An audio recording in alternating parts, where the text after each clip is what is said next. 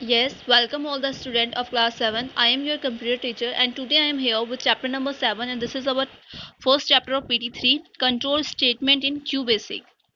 So QBasic beginner all purpose symbolic instruction code. So QBasic ना mostly आपका जो use होता है you can use for making any video game जो आप वीडियो गेम बनाते हैं कोई गेम बनाने के लिए कोई आप प्रोग्रामिंग करने के लिए यूज करते हैं so as we need a language to communicate जैसे हमें नीड चाहिए होती है कोई भी कम्युनिकेट करने के लिए as we have learn in the chapter number first high level language low level language so this is the high level language QBasic okay. So basic is the first high level language, very high level language है, very simple to learn and understand. Q basic is quick basic. It is a popular version of basic. For Windows 7 we need at least Q basic 32 bits. हमें window में अगर काम करना है तो हमें Q basic 32 bits चाहिए होता है.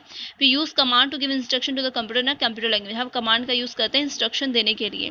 तो simple command जैसे print to display any text to the output screen. अगर आपको कोई भी display करनी है, कोई भी आपको टेक्स्ट देखना है स्क्रीन पे तो उसके लिए आप प्रिंट करेंगे. फॉर एग्जांपल प्रिंट हेलो आपने लिखा तो आउटपुट आपका हेलो लिखा हुआ आएगा. So input means this is use to take any value from the user. ये इनपुट का यूज किस लिए होता है, हम कोई भी वैल्यू अगर हम ले रहे हैं यूजर से. Example if you want to print user name on the screen they take input from user. तो अगर आपको कुछ नेम चाहते हो आप किसी का तो आप उसके लिए क्या करोगे, इनपुट नेम एंड फिर डॉलर आप उसके पास पीछे लगा दोगे. So end this is to the end the program will not run the command after that. अगर आप एंड अगर लास्ट में पुट कर देते हो तो उसके बाद कमांड आपकी नहीं चलेगी. तो ये first glance, this is the first glance of QBasic window. First program and output, जब आप प्रोग्राम उस पर करते हैं तो ऐसे ब्लैक कलर की आपकी स्क्रीन आएगी, उसका आंसर आपका इस तरीके का आएगा. ओके. नाउ नेक्स्ट जैसे लिखा है ना print to program to print hello and आपने कर दिया प्रेस F5. अगर आपने F5 जाए तो वहां से आपका प्रोग्राम जो है रन हो जाएगा और आपका आउटपुट आ जाएगा. Here print command will direct the text hello to the output screen. यहाँ पे जो प्रिंट लिखा है इसका मतलब क्या है, वो आपको कमांड दे रहा है कि आपको क्या करना है, हेलो वहाँ पे प्रिंट करना है, वहाँ पे लिखना है. And will end the program, and जो वर्ड है वो आपको प्रोग्राम को एंड कर देगा. Output will only be hello, commands are not shown there. वहाँ पे आउटपुट जो होगा वो हेलो होगा और जो कमांड हमने हैश वो लगाए ना कॉमा, वो आपके वहाँ पे नहीं दिखेंगे.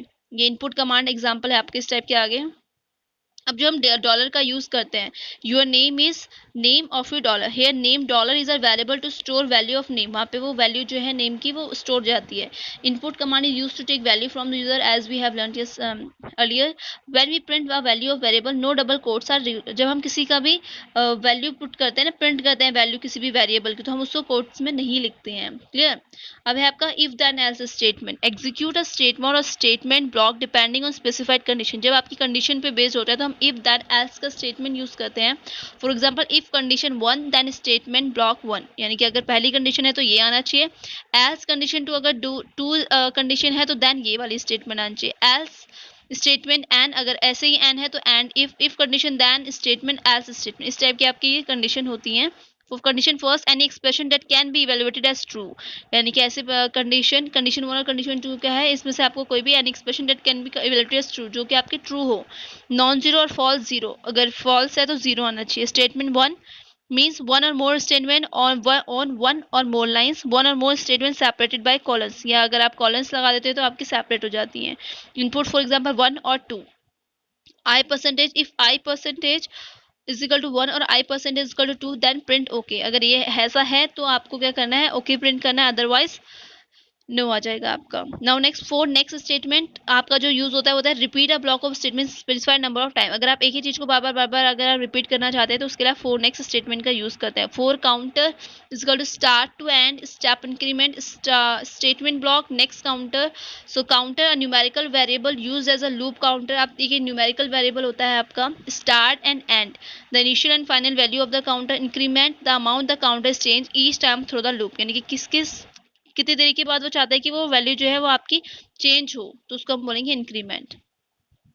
Do loop statement so repeats a block of statement while a condition is true और until a condition become true. यानी कि आपका डू लूप का स्टेटमेंट क्यों होता है कि आपको वो स्टेटमेंट तब तक करते यानी जब तक कि ट्रू हो, या तो कंडीशन इज ट्रू हो तो तब तक करना है, जब कंडीशन ट्रू है तो वहां तक करना है, अदरवाइज आपको तब तक करते रहना है जब तक कि कंडीशन ट्रू ना बन जाए.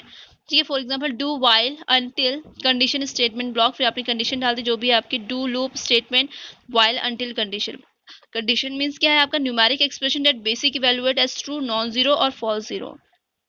For example, I percent is equal to 0, print value of I at beginning, do while I percent is less than 10, I percent is equal to I percent is plus 1 loop, print value of I at end. So this is our chapter 7, Q basics.